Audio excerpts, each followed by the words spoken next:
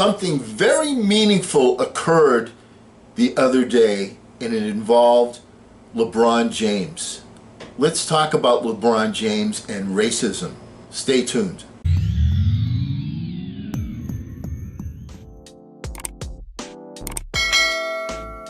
Hello again, everyone. I'm Eli's dad with Project Eli, where we educate, we lead, and we inspire. And what happened the other day was LeBron James became part owner of the Boston Red Sox. It was an article about that big. I noticed it, and when I saw it, I said, wow. Why do you say wow? Well, you have to know a little bit about history.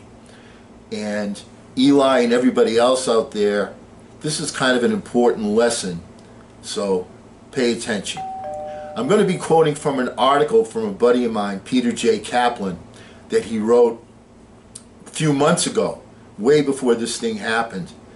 And it illustrates why somebody like myself, who grew up in Boston in the 50s and 60s and 70s, was so moved by this particular occurrence of LeBron James becoming the owner, a part owner of the Boston Red Sox. Let me give you the article. It's really good. A section of Boston's Jersey Street bordering iconic Fenway Park was renamed Yawkey Way in 1976, honoring the memory of Thomas Austin Yawkey. Yawkey, Red Sox team owner from 1933 through 1976, and the sole team owner for 44 seasons, longer than anyone else in baseball history, was elected to the National Baseball Hall of Fame in 1980. But he earned the reputation in baseball circles and far beyond as a plantation slave owner mentality racist due to his undeniably conscious, calculated, premeditated, and intolerable reluctance to sign and employ black players for his club. Boston Globe columnist Adrian Walker has recounted the unfortunate and indisputable history, nauseatingly gut-wrenching to fathom. Quote, on April 16, 1945, the Red Sox reluctantly did something the team had previously resisted. They held a tryout for 3 Negro League stars, Jackie Robinson, Sam Jethro, and Marvin Williams, who wanted to integrate Major League Baseball. They auditioned before the Sox brass of the day, including owner Tom Yawkey, general manager Eddie Collins, and manager Joe Cronin. The moment that gave that stay its lasting juice came as the players were finishing up.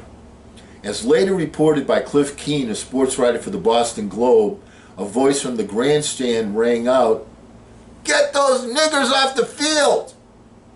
Who actually said it has never been established, though Keen believed it to be Yawkey, according to Howard Bryant's book, Shutout, A Story of Race in Baseball in Boston. Needless to say, none of the players were signed.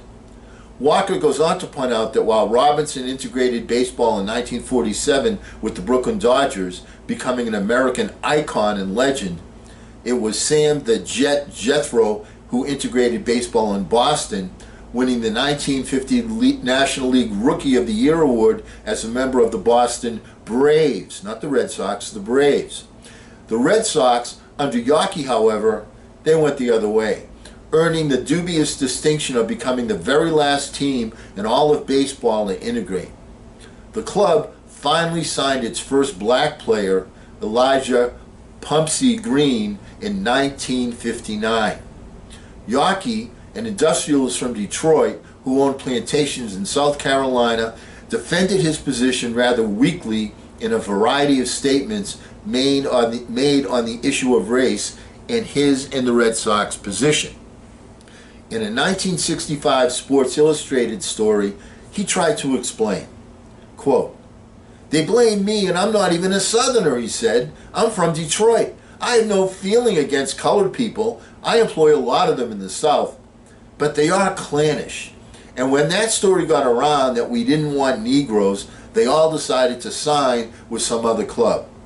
Actually, we scouted them all along, but we didn't want one because he was a Negro. We wanted a ball player." Like Willie Mays, you mean? Not long after the Robinson-related debacle, Yawkey remained true to form when the Sox decided against signing the young Mays upon scouting him in Birmingham, Alabama. Walker notes that decades later, a still bitter Mays would often tell Ted Williams, "We should have played together." In spite of that fact, that Yawkey was regarded at the time as a kind and benevolent owner as well as a big-time philanthropist. See the Jimmy Fund, which is a big charitable organization in Boston that does great work, and the Yawkey Foundation, ditto. His racist leanings and tendencies, as described by his apologist, was in reality full-blown racism, a fact hardly lost on baseball historians, archivists, and present-day ownership. Current Red Sox owner John Henry, to his credit, neither denies nor scurries away, tail between his legs, from Red Sox history, referring to it as, quote, the shameful past. And he's not alone. In fact, Teddy Ballgame himself, Ted Williams, a bit of a curmudgeonly, loudmouth blowhard and the greatest hitter who ever lived by his and others' reckoning, was racially enlightened, according to Walker, a notion widely shared.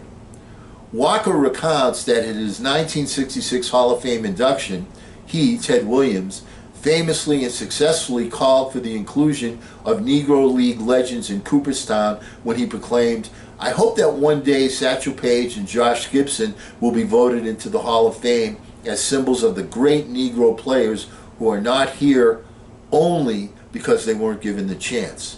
Unquote. Pretty prophetic. Aunt Jemima, Little Black Sambo, and Thomas A. Yawkey have nothing to do with each other. The sordid past, the open-to-question present, and the uncertain future bind us all together, however, as one. All of us, together. Will we ever tire or rid our souls of racism, if not completely, then enough so that peaceful coexistence rules and venomous ignorance is kicked to the curb for good? Or does this thinking represent the height of naivete? It is nothing more than a fool's errand to consider the prospect of a racist-free mentality. Is it nothing more than a fool's errand to consider the prospect of a racist-free mentality? Been around forever and will be around forever. I hope not. I don't know. But I do know that we must stop being afraid of our differences and instead start to embrace and celebrate them. So how do you do that?